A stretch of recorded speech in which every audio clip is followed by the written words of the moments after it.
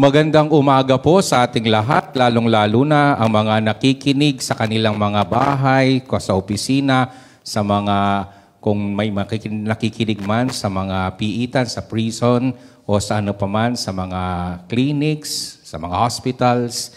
Magandang umaga po. Kayo po ay pagpalain ng Panginoong may kapal. Mga kapatid, ipinapakita sa atin ng mga pagbasa ang dalawang magkasalungat na realidad ng makataong ambisyon. Ano po mga ambisyon nyo sa buhay? Ang isa, one that seeks self-glorification and control. Ang isa naman, that calls for surrender and self-denial, especially in following Christ. Sa unang pagbasa, mga kapatid, narinig natin ang pamilyar na kwento ng Tower of Babel. Nagkaisa ang mga taong iisa ang pananalita at layunin. Come, let us build ourselves a city and a tower with its top in the skies, and let us make a name for ourselves. Yung pong panghuling mga pananalita, let us make a name for ourselves. Walang masama to make a name for ourselves. Pero dapat kasama ang Diyos. Pero kasama dapat sa plano mo ang Diyos.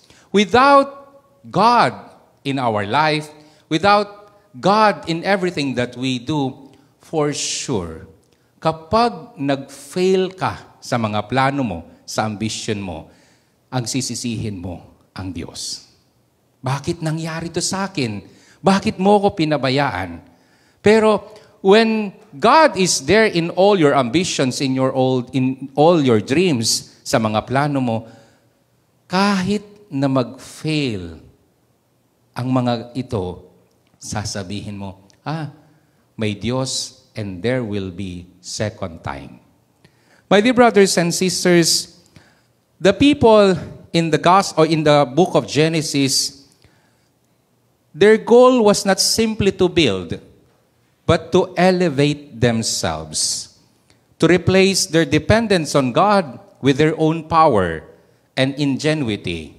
They wanted to secure their own future, to be in control. Yet God confuses them, their language, scattering them, because their unity was rooted in pride rather than in humble reliance on Him. May nakikita po kayo ngayon. Sabi nila, united sila. Sabi nila, they are unity.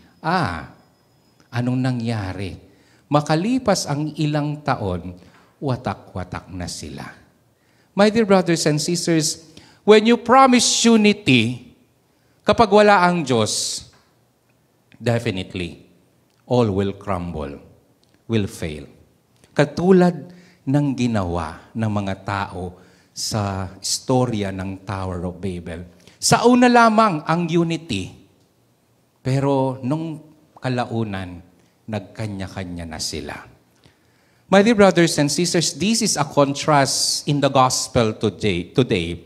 Jesus presents a radically different vision. Whoever wishes to come after me must deny himself, take up his cross, and follow me.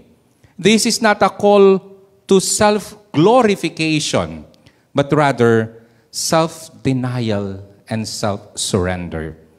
While the builders of Babel sought to lift them up themselves, Christ calls us na magpakababa ka. Walang masama sa taong nagpapakababa.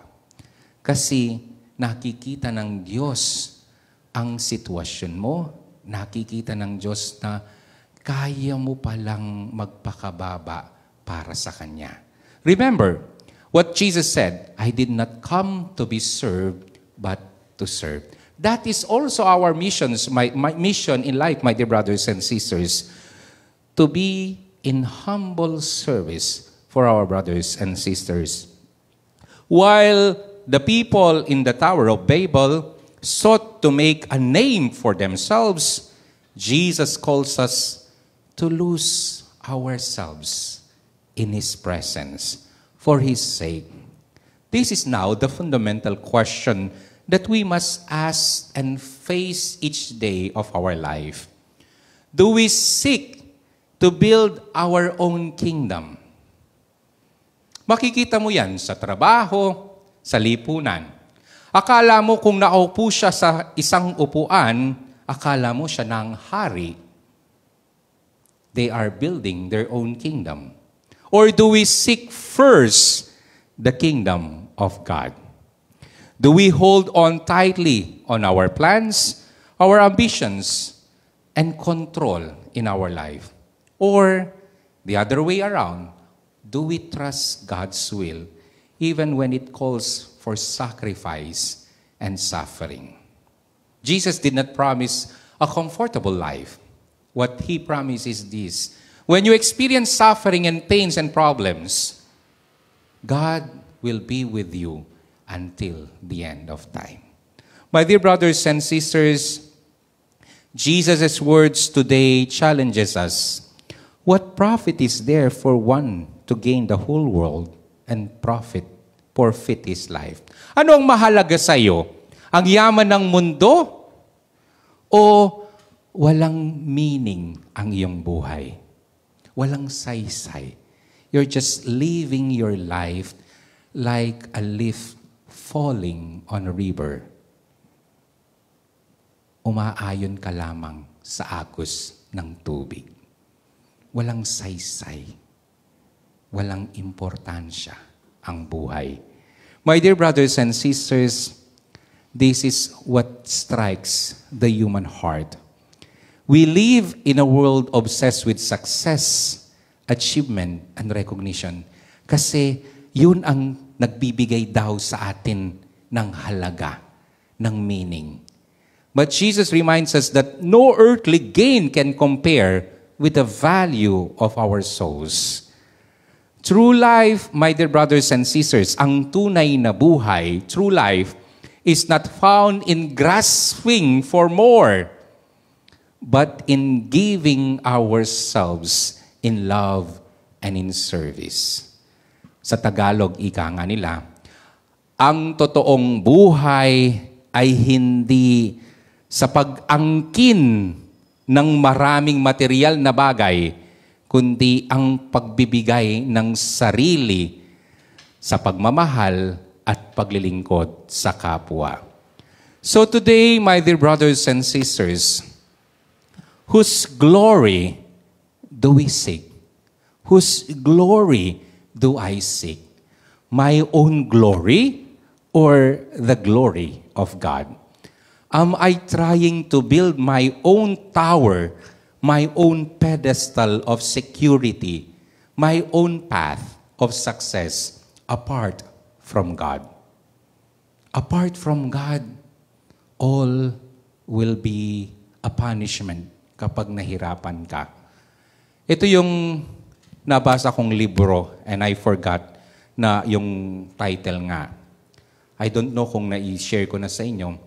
The crises that we make each day or we experience each day are an experience we make apart from God.